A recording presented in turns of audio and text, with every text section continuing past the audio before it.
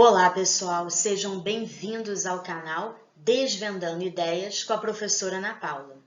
Esse mês de abril, nós vamos inaugurar o tema Guerra na Ucrânia, que faz parte do nosso projeto Temas da Geografia.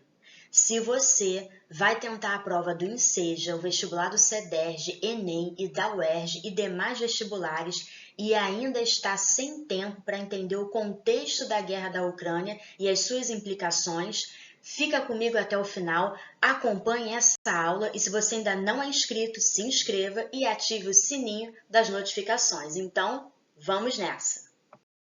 Para nós entendermos o que está acontecendo entre a Ucrânia, a Rússia, Estados Unidos e também, principalmente, entre os países mais desenvolvidos da Europa, a gente tem que entender que a Ucrânia, ela faz parte, todo esse conflito faz parte do contexto da Guerra Fria. A Guerra Fria, ela foi uma guerra, um conflito que dividiu o mundo entre o mundo capitalista e o mundo socialista.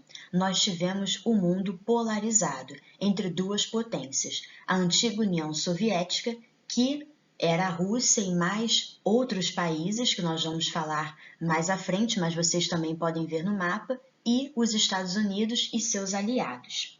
O final da Segunda Guerra Mundial iniciou uma divisão mundial entre essas duas potências.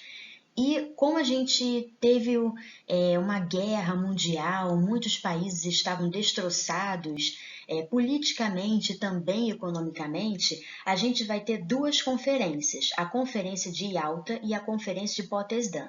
Essas duas conferências, elas vão ser reuniões entre as potências mundiais para tentar dividir, distribuir territórios que eram pertencentes ao nazismo.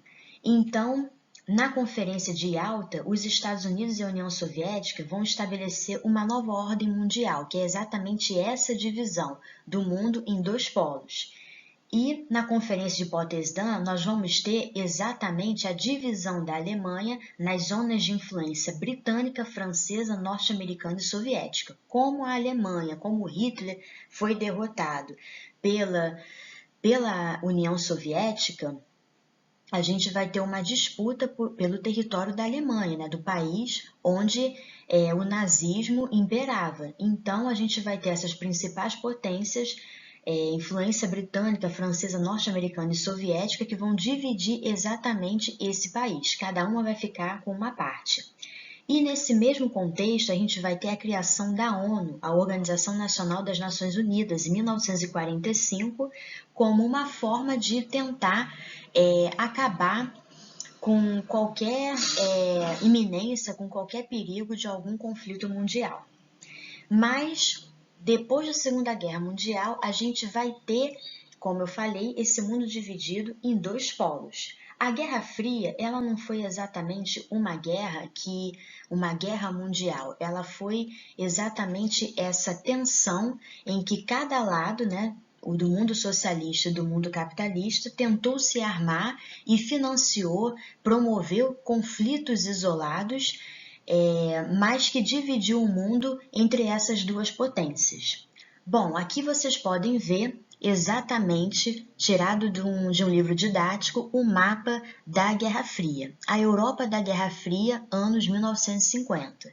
Então, a gente tem exatamente o que é a União Soviética. É a Rússia, é uma parte da Ucrânia, é uma parte de Belarus, e a gente tem Estônia, Letônia, Lituânia. Tá? Que são anexações soviéticas em 1945. Eu falei uma parte, mas eu errei, perdão. Na verdade, é o país todo. Mas aí aqui o mapa está delimitando que são anexações, conquistas pela Rússia, pela União Soviética, em 1945.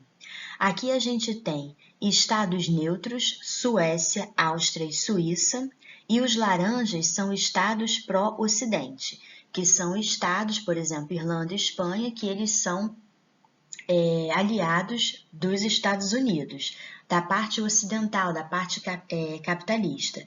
A parte verde, França, Itália, Portugal, Turquia, Grécia, Albânia não, Alemanha Ocidental, Bélgica, Países Baixos, Dinamarca, Noruega e Reino Unido, eles fazem parte dos Estados-membros da OTAN em 1955, tá? E a gente tem essa parte rosa mais claro, que é a União Soviética, pegando Geórgia, pegando Armênia, Azerbaijão, que eu não falei, peço desculpas. E a gente vai ter esse mundo aí da década de 1950, esse mapa aí da Guerra Fria, que vai ser exatamente, né, o local, né, o recorte espacial da atual guerra na Ucrânia. Mas a gente está vendo aí que esse mapa da Guerra Fria, a gente vê a influência não só da União Soviética do mundo socialista, mas também do mundo capitalista. E a gente vê o território, exatamente o território dessas potências que vão refletir para todo o mapa mundi, né? No que diz respeito a determinar quem vai ser aliado, quem vai escolher um lado nessa história. Bom, então vamos seguindo. E como estava dividida exatamente essa Alemanha de Hitler, né? Dividida quase como uma pizza, né? Como ela foi dividida? Então, a gente tem esse mapa, né? Lembrando que a Guerra Fria foi de 1947 até 1991 e a gente vai ter várias fases, mas nós vamos pegar essa fase inicial.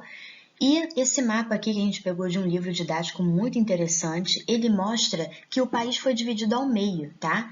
Exatamente ao meio, cemitérios, cidades, famílias foram separadas e a Alemanha Ocidental, ela pertencia aos Estados Unidos e a Alemanha Oriental pertencia à União Soviética. Lembrando que dentro dessa divisão mais geral, a gente tem um quadrinho aqui do lado que mostra a divisão do setor britânico, norte-americano, francês. Mas depois, França, Reino Unido cederam num acordo as suas partes para os Estados Unidos.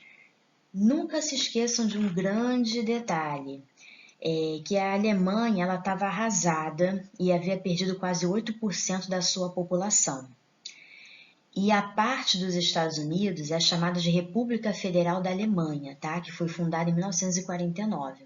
E a parte da Rússia, perdão, da União Soviética, ela foi chamada de República Democrática Alemã, RDA, que é a parte leste, tá? E a Alemanha Ocidental, ela passou por uma reforma econômica, ela adotou um modelo de economia de mercado, uma política do bem-estar social, o lado dos Estados Unidos. Vamos dizer que ele é mais desenvolvido em termos de infraestrutura do que o lado da União Soviética. E isso, a paisagem, as rugosidades do Milton Santos, os monumentos, eles mostram, né, o território, ele mostra exatamente essas marcas, essa divisão, essa desigualdade entre essas duas partes desse mesmo país. E a gente tem o lado da Alemanha Oriental, na parte leste, que predominavam as grandes propriedades rurais, dos Junkers e a aristocracia militar prussiana. O país ficou sob a tutela da União Soviética, ingressando em 1955 no Pacto de Varsóvia, que a gente já vai explicar. E a gente tinha o predomínio do Partido Comunista. Então, a gente vai ter aí uma tentativa do lado da União Soviética de prometer que você vai ter uma liberdade, que você vai ter acesso a direitos iguais, e que você vai ter também a opção dos cidadãos alemães terem outros partidos para votar, mas na verdade isso tudo caiu por terra. Eles só tiveram o Partido Comunista para votar, para administrar toda essa burocracia do Estado. Em 1961, a gente vai ter a construção do Muro de Berlim. Lembrem que o jornalista Pedro Bial, uma das imagens mais marcantes da carreira dele é quando ele estava no Muro de Berlim, quando o Muro de Berlim foi derrubado, que aí foi o símbolo do final da Guerra Fria, da divisão, enfim, da eliminação dessa divisão, né? É o fim dessa divisão no mundo. Só que o Muro de Berlim, agora a gente está vendo aqui, ele foi construído em 61 e esse muro é muito famoso porque ele vai dividir essas duas partes, tá? Entre essas duas potências. Vamos seguindo então.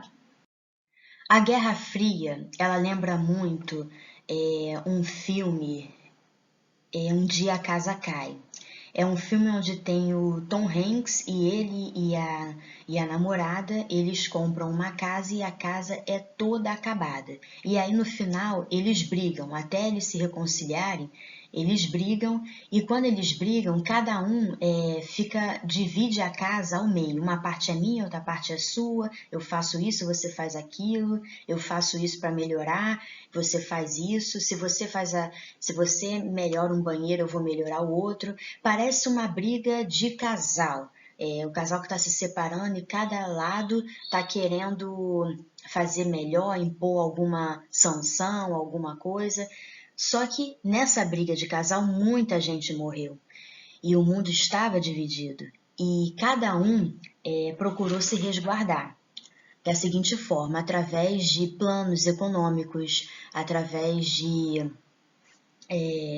da corrida espacial e vamos ver ponto por ponto. Por exemplo, a doutrina Truman. A doutrina Truman de 1947, ela controlava a política externa dos Estados Unidos para conter os avanços socialistas, tá?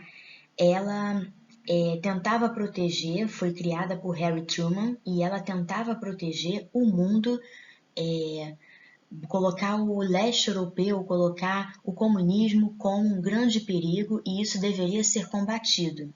E aí a gente vai ter o financiamento de muitas ditaduras, diretamente também pelos Estados Unidos na América Latina, para você ir sempre vendendo essa narrativa de você tentar proteger a expansão do comunismo, da influência da União Soviética. E a gente vai ter também uma coisa chamada Plano Marshall. Plano Marshall vai ser o plano de recuperação econômica dos países arrasados pela Segunda Guerra. Então, esse Plano Marshall ele pertence aos Estados Unidos e vai ser uma ajuda econômica através de empréstimos aos países aliados. Afinal de contas, a Europa precisa se recuperar porque ela acabou de sair de uma guerra. Mas, em 1949, a União Soviética vai lançar o Comecon, que é o Conselho para Assistência Econômica Mútua, que vai ser uma assistência para os seus países aliados, para os países pertencentes à União das Repúblicas Socialistas Soviéticas e também seus aliados externos. E também eles vão lançar o Pacto de Varsóvia, que também fazer um contraponto à doutrina Truman. E essas estratégias de cada lado também elas protegem não só economicamente, mas militarmente, porque se um país que está ameaçando do lado capitalista a investir numa arma nuclear ou a enviar muitos astronautas no espaço e investir em satélites, ele está querendo vigiar o mundo, controlar o mundo. Então a gente também tem que ter o nosso pacto, o nosso acordo, o nosso pacto de Varsóvia, que vai ser aquele pacto que vai proteger também, se algum país atacar a gente vai ter carta branca para atacar eles também. Bom, a gente também vai ter, como contraponto ao Pacto de Varsóvia, a gente vai ter a OTAN, que é a Organização do Tratado do Atlântico Norte, do lado dos capitalistas. E não se esqueçam como a OTAN está sendo citada atualmente. Tudo começou na Ucrânia por conta da OTAN, mas a gente vai ver rapidinho.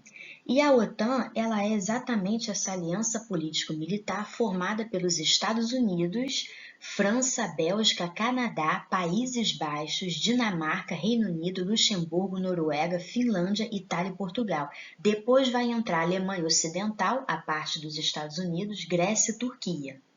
Os Estados Unidos também vão desenvolver a CIA, a Agência Central de Inteligência, que vai passar a atuar nesses países. Então, cada um tem o seu lado na espionagem, na parte econômica, na parte bélica e, principalmente, no caso da União Soviética, ela não iria também ficar calada sem fazer nada. Se os Estados Unidos criaram a OTAN, a CIA, vamos criar o Pacto de Varsóvia e vamos criar também a KGB.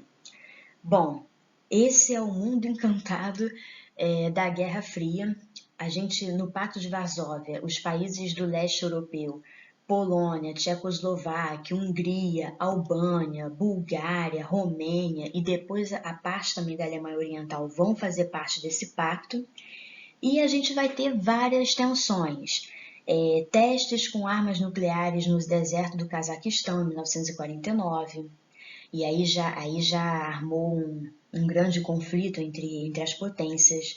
Depois, em 1952, a gente vai ter testes com armamento químico, bombas de hidrogênio, e a gente vai ter uma corrida armamentista que ela só vai mostrar que ela vai fomentar a indústria bélica dos dois países.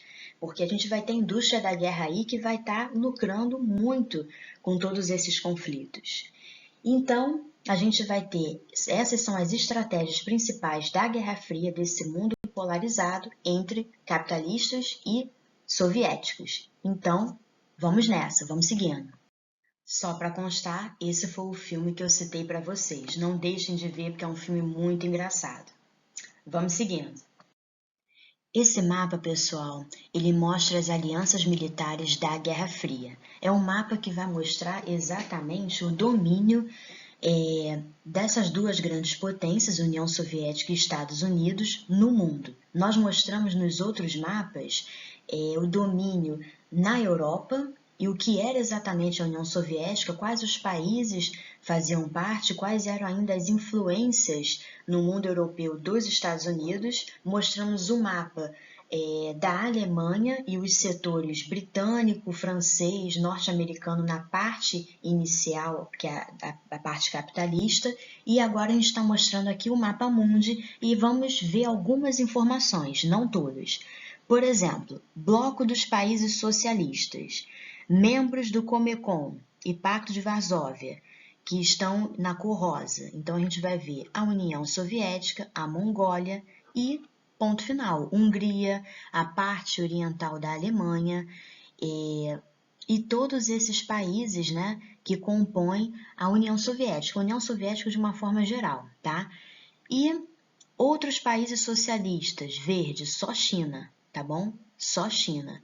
A gente vai ver aqui, e a China tem essa proximidade, né, com a atual Rússia, né, proximidade geográfica, e também algumas partes, né, algumas ilhas, mas eu não estou conseguindo enxergar porque aqui está muito pequenininho para mim, mas vocês vão ver muito facilmente no vídeo, ou vocês podem jogar também na internet que esse mapa vocês vão achar facilmente. E a gente também tem aqui estados não alinhados, na cor amarela, mas com esse pontinho vermelho. Aí a gente vê aqui, deixa eu achar aqui com vocês.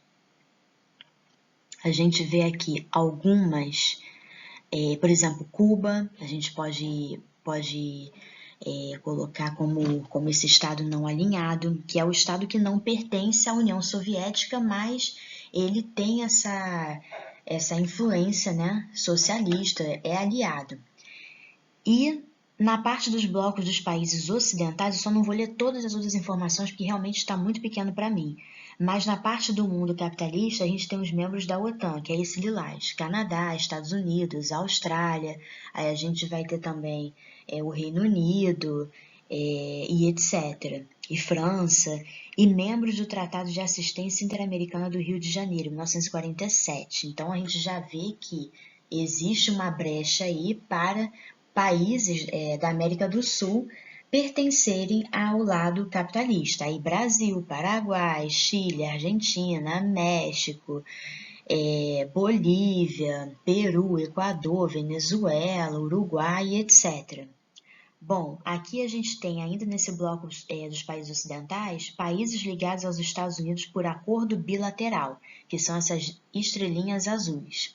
Aí você vê aqui o Japão, você vê, deixa eu ver, Japão, mas eu não estou enxergando o outro. Desculpa, eu me empolgo e falo, mas eu não falo o outro.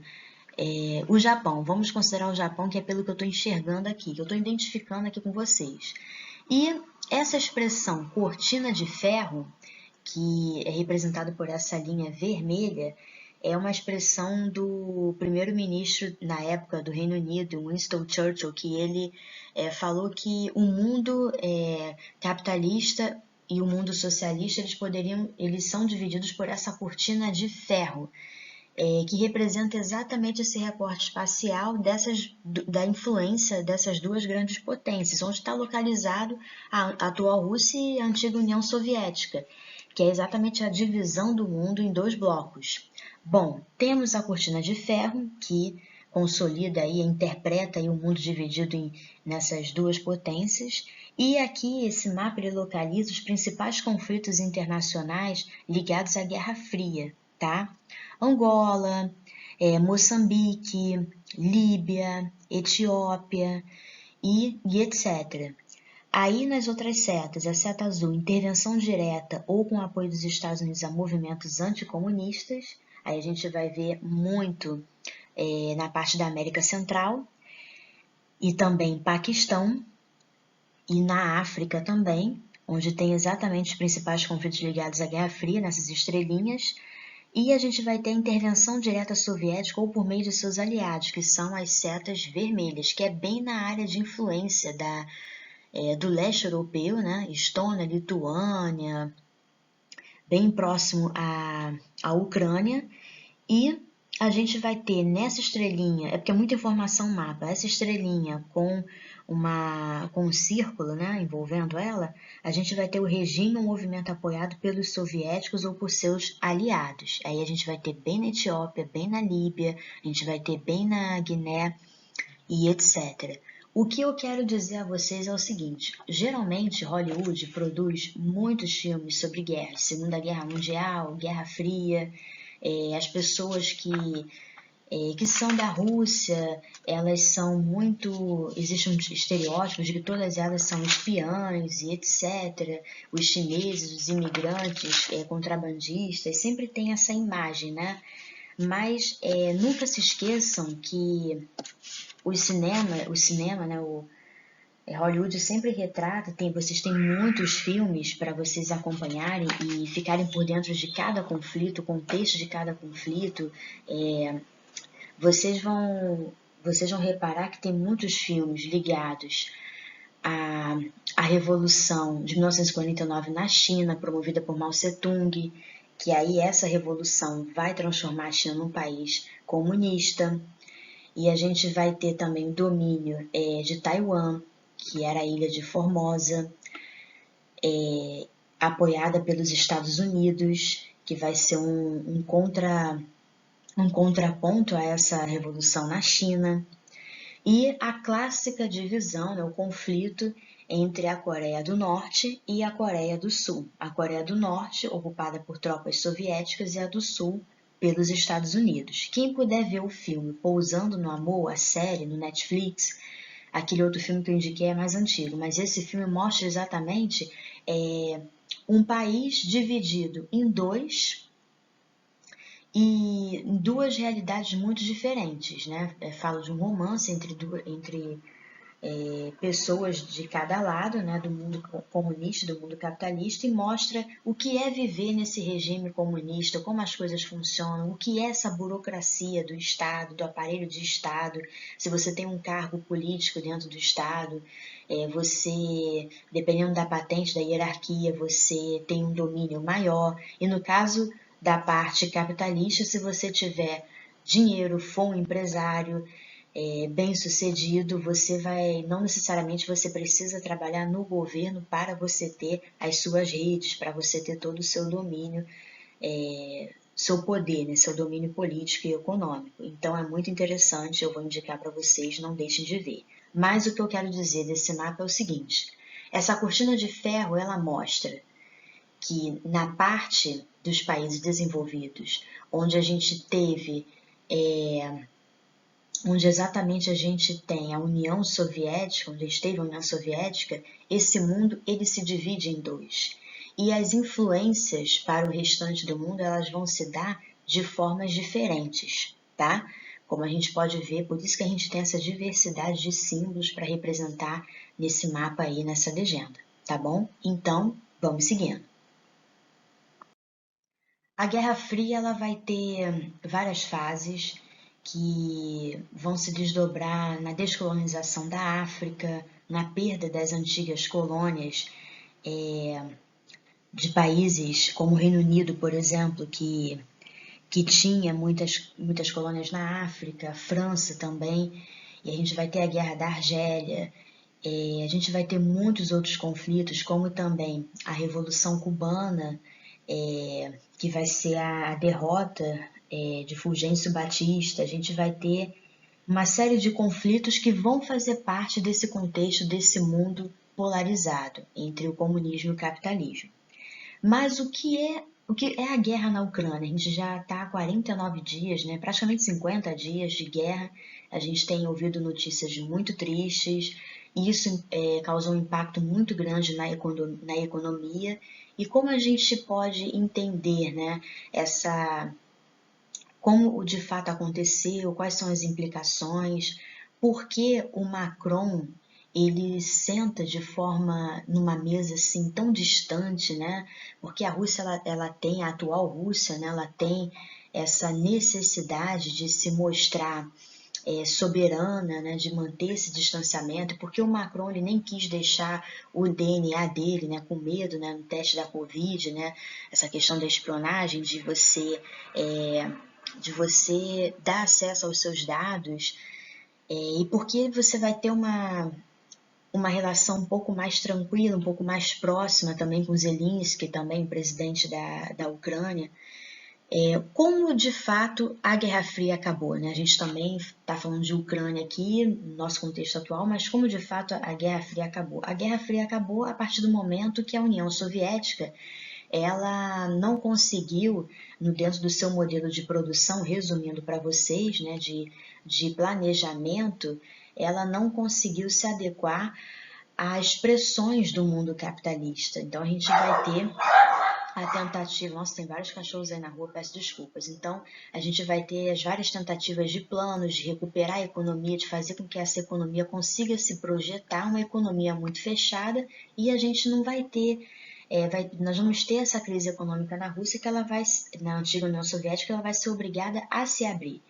E, ao se abrir, outras, vamos colocar entre aspas, comunidades independentes, você vai ter partes, né, o que a gente considera hoje como países, Lituânia, Estônia, a própria Hungria, você vai ter essa tentativa desses países de quererem se desassociar da União Soviética. Essas comunidades independentes, elas vão querer ser independentes, mesmo que elas sejam obrigadas, temam por alguma invasão da União Soviética, mesmo assim elas vão querer ter a sua independência. E um exemplo disso, né, que em 1956, já na década de 1950, a Hungria ela tentou sair do Pacto de Varsóvia, mas só que ela foi invadida pela União Soviética, que substituiu o seu presidente, tá?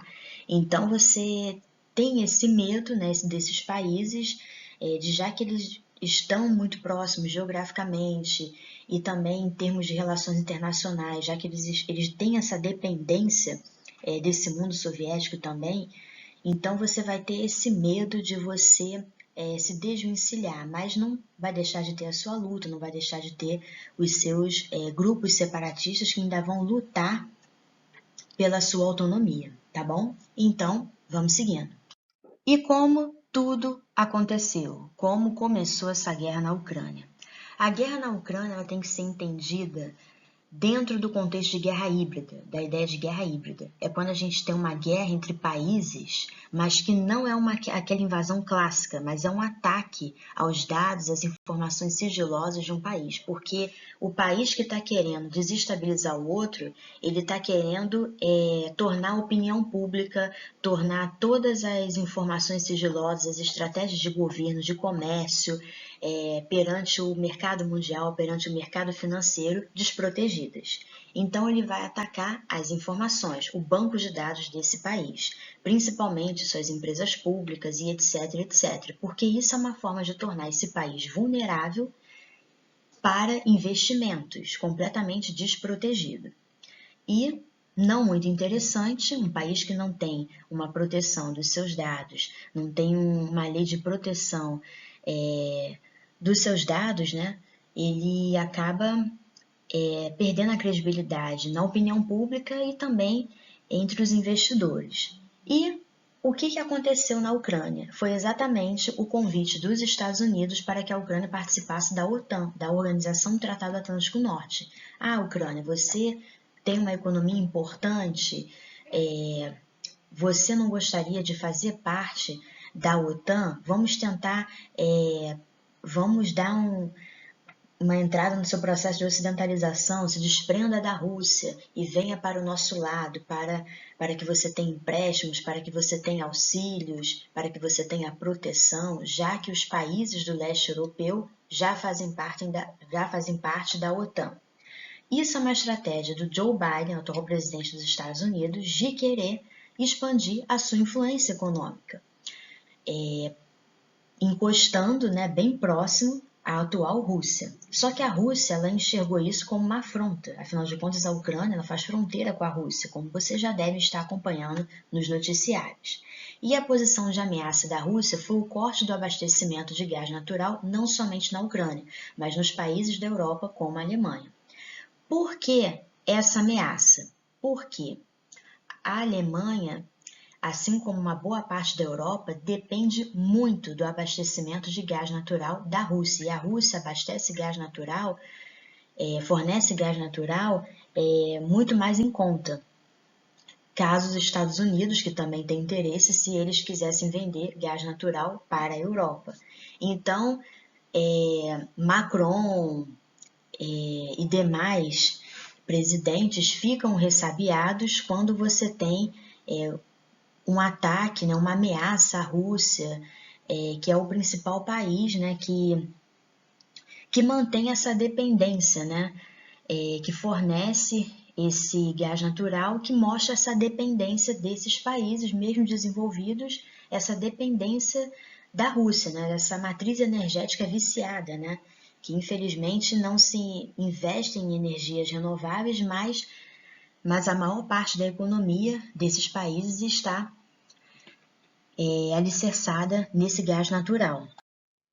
A OTAN ela foi criada para você proteger economicamente os países do lado capitalista, só que ao longo do tempo seus objetivos foram mudando e esses objetivos foram exatamente de você desenvolver, elaborar mais ainda essas relações econômicas, expandir essas relações econômicas entre grandes potências do mundo capitalista pelo mundo. Então, nesse mapa super atual, retirado do site, desse site aordemmundial.com, ele mostra o ano de entrada de cada país e quem pertence à OTAN. Então, a gente tem o Canadá, desde 1949, ou seja, desde a Guerra Fria, Estados Unidos, Groenlândia, Dinamarca, e a gente tem Noruega, Islândia, Dinamarca, Reino Unido, tudo no mesmo período do Canadá, durante a Guerra Fria. A Guerra Fria foi de 47 a 1991. E a gente tem a entrada da Alemanha em 1955, tá?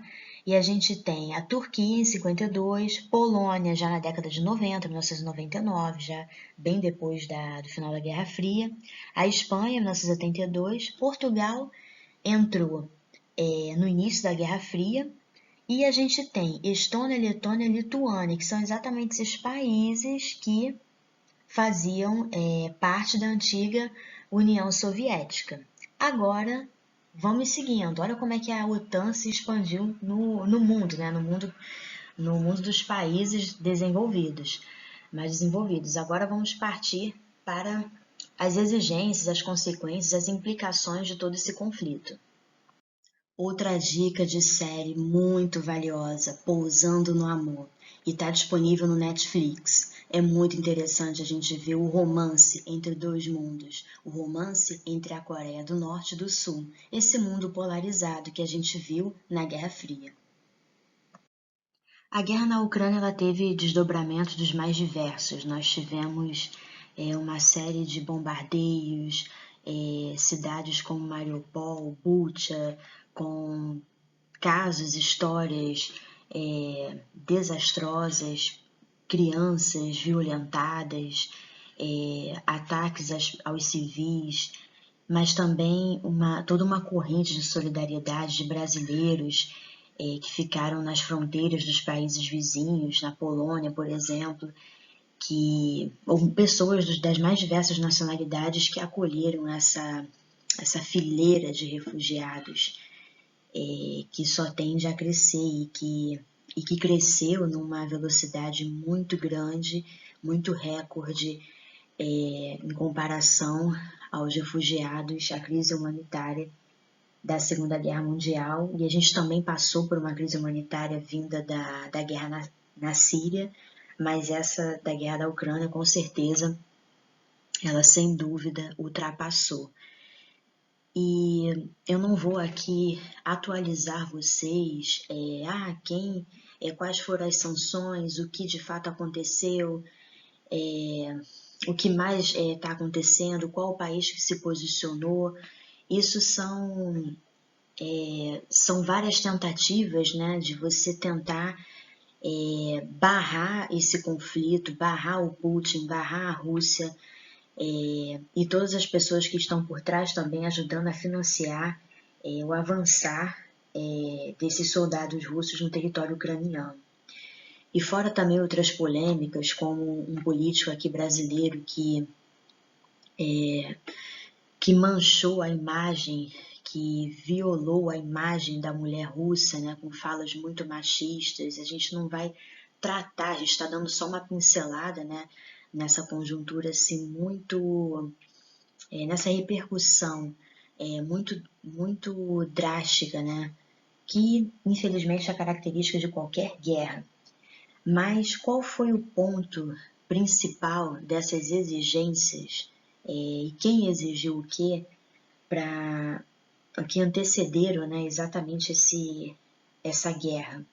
Bom, se a OTAN ela é oferecida para a Ucrânia pelos Estados Unidos e a Ucrânia aceita, então a Rússia ela vai, antes dela fazer essa guerra híbrida, dela atacar também militarmente a Ucrânia, ela vai tentar negociar. Ela vai tentar fazer com que a Ucrânia negociar barra impor, né? Ela vai tentar impor algumas sanções à Ucrânia para que a Ucrânia não entre na OTAN, que seria uma forma de desrespeitar os acordos de Minsk, que foi um tratado quando você teve um conflito no leste da Ucrânia, em 2014. Então, esses países eles sofrem, né, com esses conflitos separatistas, né? Então, essa autonomia enquanto país, enquanto nação, enquanto comunidade independente, ela existe, mas você tem ainda toda uma história, você tem ainda toda uma prisão, né? Em relação a influências, em relação à economia, um desrespeito diplomático, né? Por parte da Rússia em relação aos países que ela dominava. E a Rússia ela desejou negociar primeiro com as regiões autônomas da Ucrânia, com os grupos separatistas, e que ela depois deu a independência a essas comunidades, a esses grupos, como uma forma também de retaliação da Ucrânia. Então, se você não está me respeitando, eu não vou te reconhecer como país, eu vou te reconhecer as suas partes frágeis. E o Putin ele queria, né, que a Ucrânia perdesse a sua autonomia e emancipasse as comunidades independentes, né? Então, emancipe as comunidades independentes, né? Que aí eu não vou te atacar. Então, a gente vai ter essas várias estratégias da parte da Rússia. E uma coisa que assim, desestabilizou muito o Zelensky, né? O presidente da Ucrânia, e também todo mundo assistiu isso de camarote, foi que a OTAN, os países da OTAN, eles se armaram. O Joe Biden chama o Putin de genocida, atiça e etc., mas o Zelensky, que tentou pedir o fechamento, o bloqueio do espaço aéreo para impedir os bombardeios aéreos, os ataques aéreos da Rússia, ele não conseguiu de fato esse bloqueio. Ele implorou para entrar na União Europeia, ele implorou por auxílio da OTAN, mas ele não conseguiu. Os países da OTAN eles se armaram, os Estados Unidos enviaram tropas, mas de fato não aconteceu o envio de tropas para a Ucrânia. Se eu estiver errada, vocês podem me corrigir, mas não, pelo menos, não ocorreu essa proteção. Você vai ter um armamento dos países próximos, da comunidade da OTAN, dos países envolvidos, mas a Ucrânia mesmo, ela não vai ter esse tipo de proteção. Eles falam, eles alegam, né, que essa proteção está sendo dada porque a gente está armando esses países e se acontecer alguma coisa, a gente vai atacar. E se acontecer uma coisa, o que pode acontecer para eles atacarem? Só se a Rússia atacar os países da OTAN. E aí seria um conflito bem direto. Então, tá todo mundo pisando em ovos para não atacar diretamente, declaradamente, porque senão aí a gente vai ter um conflito muito maior. E muitas pessoas falam, temem, né, afirmam estudiosos das mais diversas áreas das ciências sociais, das ciências humanas, afirmam que a gente está perto de uma terceira guerra mundial. Podemos sim, e no decorrer, né, no início de todo esse conflito na guerra da Ucrânia, muitos youtubers, professores também de geografia e história falavam, eu acho que não vai acontecer, isso é muito improvável, e etc, e etc. Mas a gente vive uma fase, né, desde 2016, de absurdos, né, de coisas improváveis que a gente considerava improváveis e que estão acontecendo, que a gente não pode duvidar de nada. Mas um detalhe muito importante também é que a OTAN ela se resguardou para não ajudar diretamente a Ucrânia, dizendo que só aceita países que tenham apenas uma base territorial única e controlada por um poder executivo. Então, se a Rússia ela emancipa as comunidades independentes, partes dos grupos separatistas da Ucrânia, a OTAN já alega que não pode aceitar um país que não seja uniforme, que não seja que não tenha um poder executivo que controle todo o seu território. Então, é uma forma estratégica também de se retirar, de dizer que prometer, dizer que protege, mas só fica na promessa. E como consequência disso, a gente tem uma crise humanitária, a gente também tem uma alta nos preços e uma desestabilização da economia mundial. Por quê? Não só a Europa depende de combustíveis fósseis, não só a Europa depende do gás natural da Rússia, mas isso impactou no preço do barril de petróleo, dos barris de petróleo. Então, e como a gente tem uma matriz energética dependente do petróleo também, dependente dos combustíveis fósseis, então as ações elas ficaram altas, então você vai ter o aumento do custo de vida.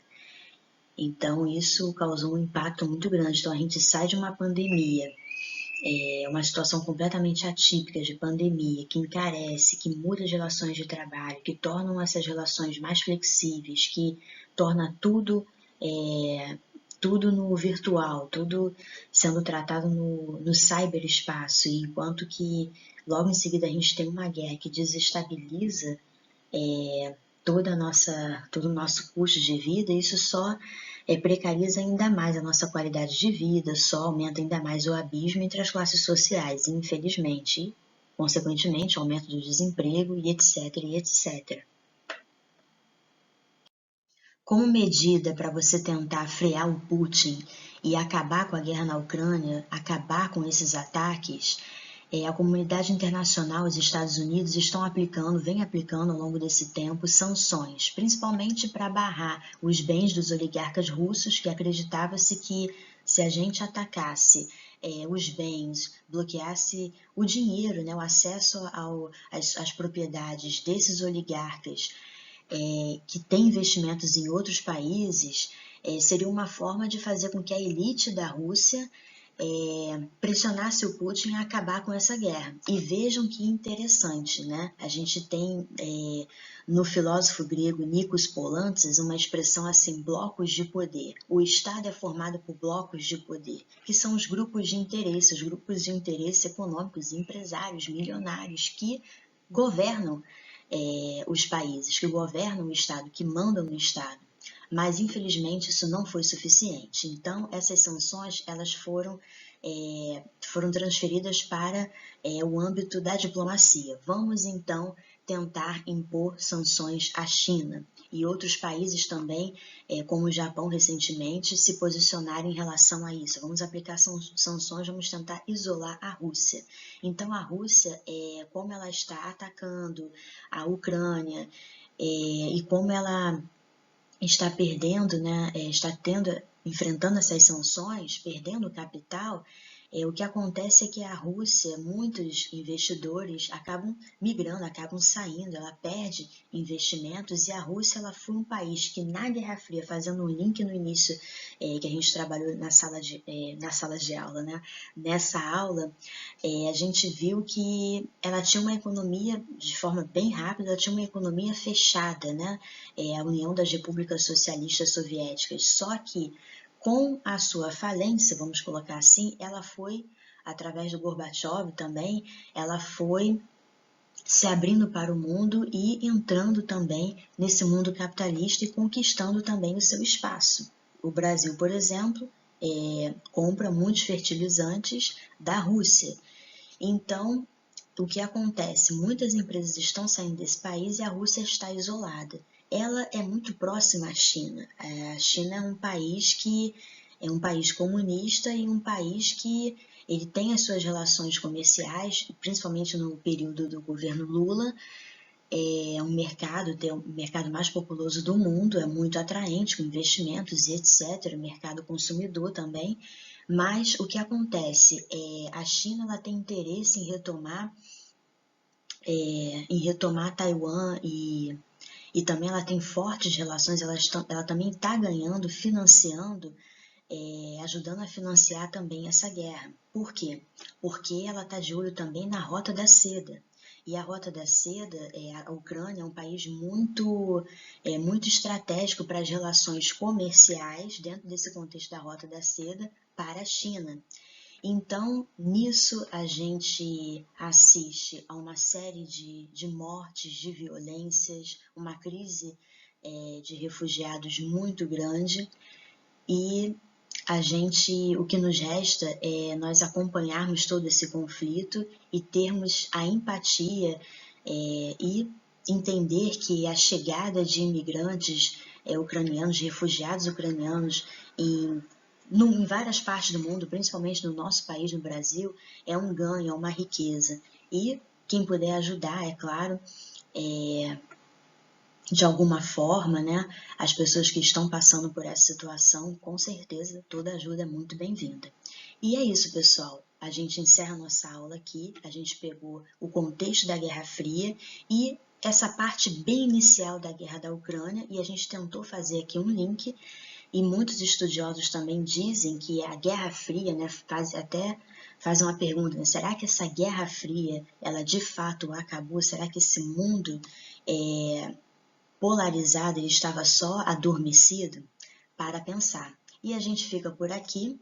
Esse foi o nosso tema de abril, Guerra na Ucrânia, e qualquer dúvida é só mandar um e-mail. Até a próxima!